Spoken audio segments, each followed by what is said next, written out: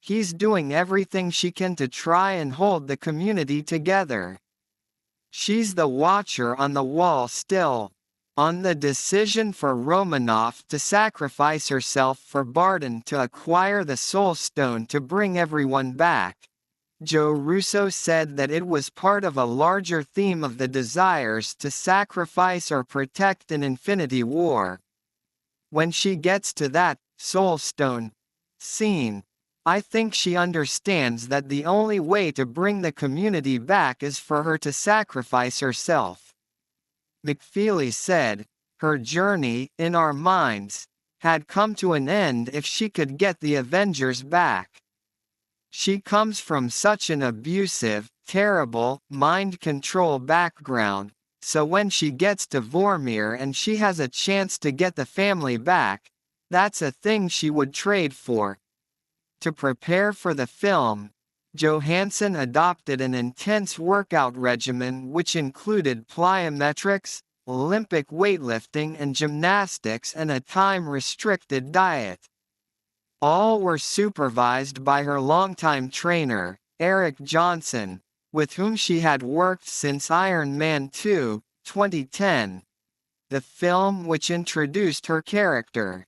Jeremy Renner as Clint Barton, Hawkeye. A master archer and a former Avenger and agent of S.H.I.E.L.D. who was recently under house arrest. McFeely described Barton's dark turn as a good example of people who had much stronger stories after the snap. The film's cold open, with the disintegration of Barton's family, was initially supposed to be in Infinity War after Thanos snapped. It was moved to Endgame, however, with Marcus saying that it was going to blunt the brutality of what Thanos did. Joe Russo called it a very tragic scene to open the movie with. It's one of the few scenes in the movie that actually makes me tear up when I watch it, because I think about my own family.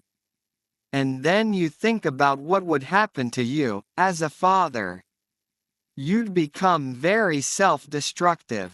Don Cheadle as James, Rhodes War Machine.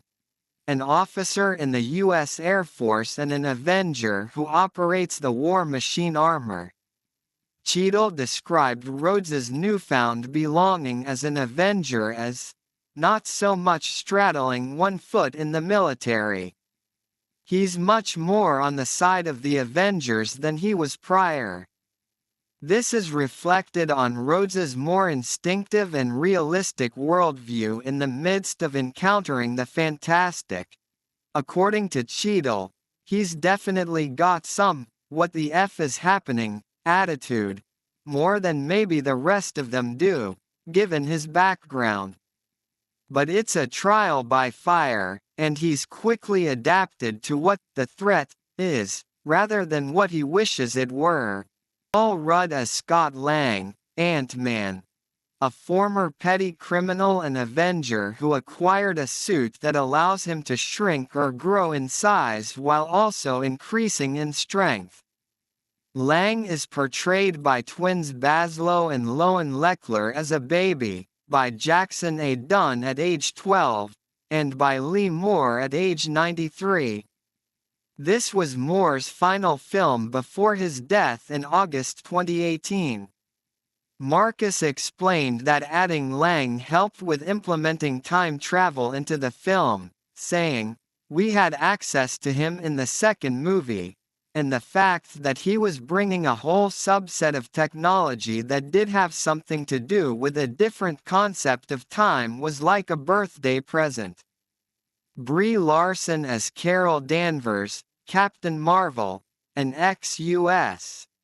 Air Force fighter pilot and Avenger whose DNA was altered during an accident, giving her superhuman strength, energy projection, and flight. Marcus said that Danvers's powers are on a scale that has not previously existed in the MCU,